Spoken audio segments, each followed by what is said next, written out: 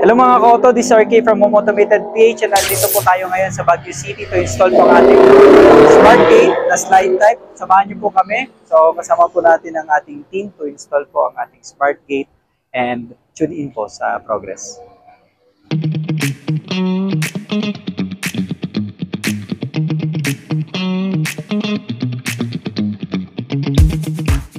Hello mga ka-auto, this is RK from Home Automated PH and day 1 po tayo ng ating smart gate installation dito sa Baguio City.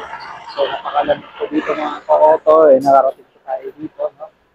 So, ganyan talaga tayo sa ating client. Ito po, yung ating latest progress so far. So, kung mapapansin nyo, nandiyan po yung ating gate. Kaya sliding gate na yung sa ating opening. So, ating sliding gate will be moving from here, going there. Sa likod na, papakita ko po mamaya. And ongoing yung ating team sa paghalatag ng ating mga dowel saka para sa ating guide rail. So, ito yung ating guide rail. Diretso po yan doon. So, in area sa aking likuran, yan po, nagtatago yung ating gate. So, ito yung ating opening. Punta po yan dito sa side na ito. Nung property. So, dito yung ating gate. Yan, likuran. And, ang special po dito mga ka-auto is natural wood yung ating ilalagay, nara, no? So, yun po yung gusto ng ating client. Natural wood na imamount sa gate. So, pakita ko yung itsura ng natural wood. Ay mga ka-auto, so sa ating likuran, yan yung ating natural wood na ilalagay mamaya sa ating gate. Yan, pinapahira na po ng varnish para maganda yung kanyang finish, no? So, mamount po natin yan sa ating gate. Yan. Okay. Dito naman, mga anggulo. Varnish, finishing works.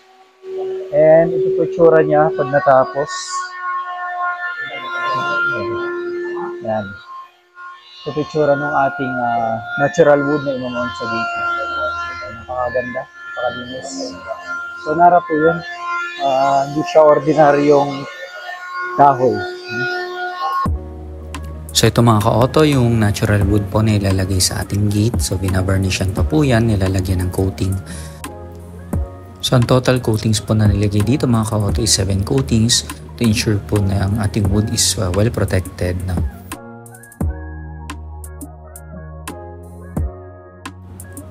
Balito po yung tsura niya kapag na-complete na po yung kanyang coating. Yan, papansin nyo is napakatingkad po ng kanyang kulay. No? And nangingibabaw po yung kanyang naturality. So, papansin niyo sa aking likuran, yan yung opening ng ating slide gate. And ongoing yung ating team sa paglalatag ng ating guide rail. Yan. Okay. So, ang guide rail na yan is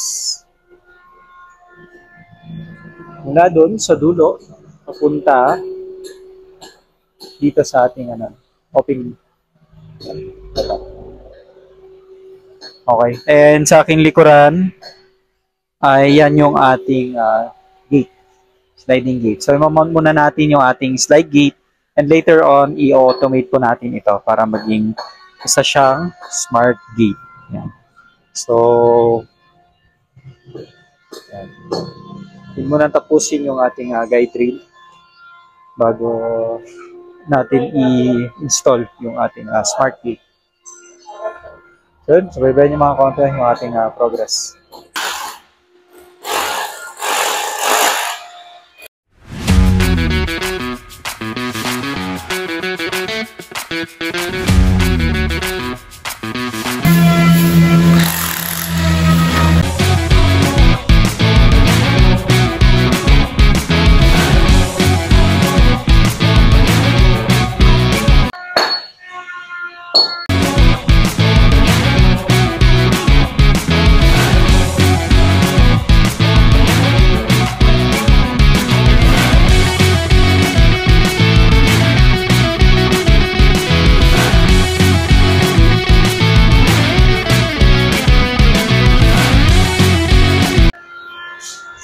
Alam mo ako ito. So, yan.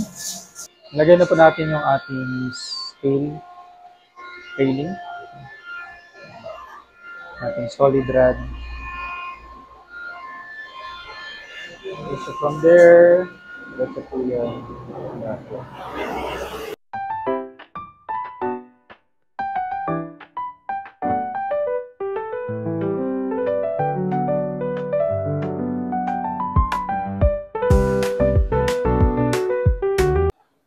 hello mga koto, sa project update.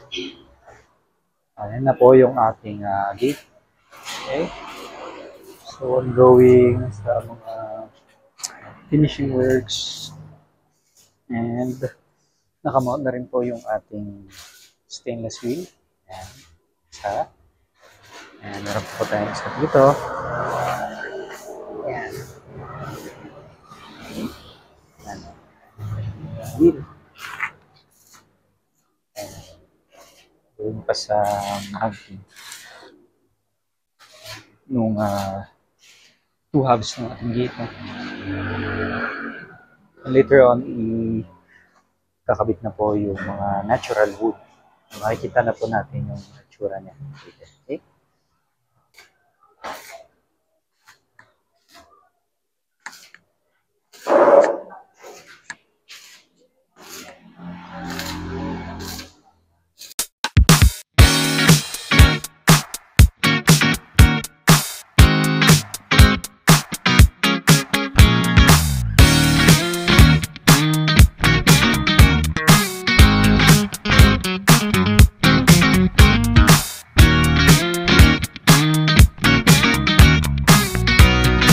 So, yung mga ko-auto, tinesting natin yung ating gate. No? Sa, kung lapat nga siya. And shows na dito, makikita nyo. Ayan. Nakalapat sa poste. Okay. So, maganda yung pagkakasukat niya. And nakapatong na yung ating gate sa ating steel rod. And ito yung end niya sa kabila. Okay. So, nakuha naman natin yung target na dimension. Nalagyan na lang ng filling yan later. Tapos, ready na tayo para sa ating mounting ng natural wood. Okay? So, goods. And babalikan natin to bukas.